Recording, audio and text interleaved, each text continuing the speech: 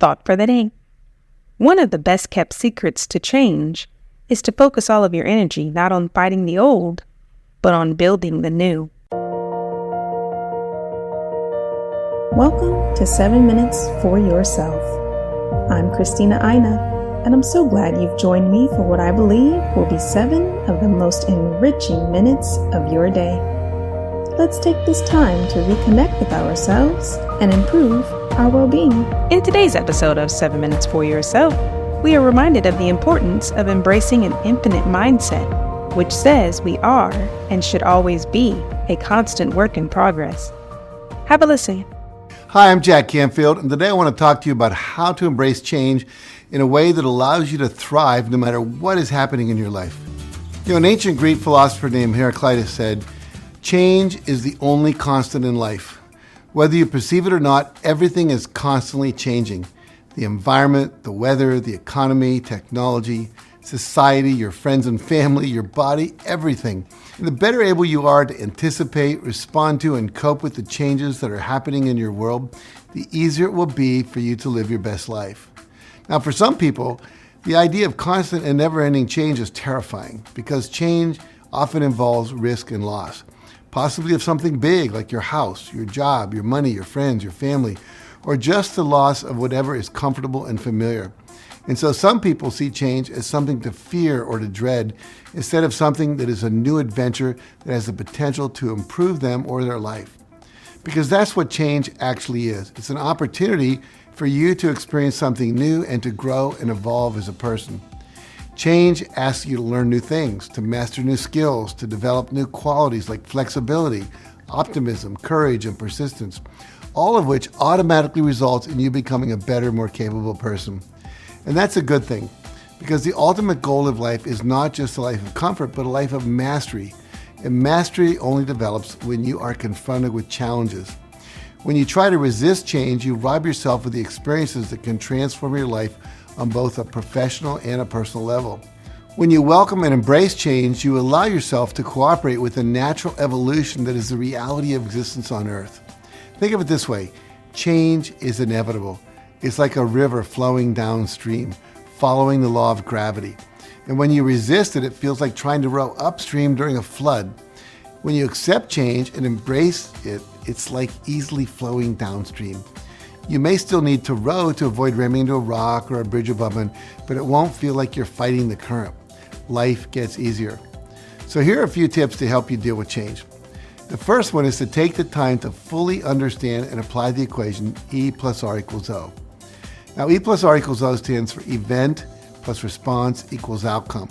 And it's your response to any event, not the event itself, that determines the outcome you experience. You can't change the events that happen. They just occur outside of your control. Now, whenever a change happens that seems like a tragedy, always remember there is a gift in it. As Napoleon Hill, the author of the timeless classic Think and Grow Rich, has stated, every negative event contains within it the seed of an equal or greater benefit. Now, I have many friends and clients who have lost their homes and all their possessions to a flood or a fire. They've lost their loved ones to divorce, suicide, drug overdoses, and automobile accidents. Who've lost their jobs due to mergers, layoffs due to the recession, or to new technologies that made their jobs obsolete. And in every case, years later, they look back and realize that those seemingly tragic events were turning points in their lives that led to something far better than what they had before. A better job, a more fulfilling relationship, new friends, deeper wisdom, more freedom, the discovery of their true life purpose, the development of new skills, and spiritual growth. Now take a moment later today and think back to some change that you feared or resisted and all the good that eventually came from it. Once you begin to see that, you begin to anticipate the good that will come from the changes you're now facing. A good question to always be asking yourself is, what's the opportunity that this is? If you look for that, you'll find it. And change will become something to appreciate and embrace rather than to fear and resist. Remember, you always have control over how you choose to respond to things. And when you respond with an attitude of curiosity, optimism, and confidence, you'll find it so much easier to survive and thrive during the change. Now, my second piece of advice is to believe it's possible to create positive outcomes no matter what change is happening around you. Another quote from Napoleon Hill is, Whatever the mind can conceive and believe, it can achieve. Your mind is a very powerful instrument, and when you learn how to properly use it, you can create anything and everything you want. And the first step is to choose to believe that what you want is possible. And the good news is this: belief is a choice. A belief is simply a thought you consciously choose to think over and over until it becomes automatic. It's true that most of our beliefs were decided or programmed into us as children, but you have the power now to choose to believe a more empowering belief simply by choosing it. And you can delete old beliefs very quickly with so many new techniques that have been created in the past few decades, like EFT, Byron Katie's work, the Sedona method, the Heart Freedom method that I use in my workshops, and many others.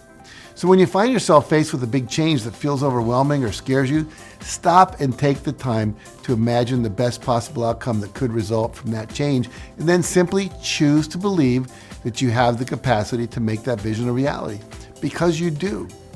Now, my third tip is to use the power of acting as if.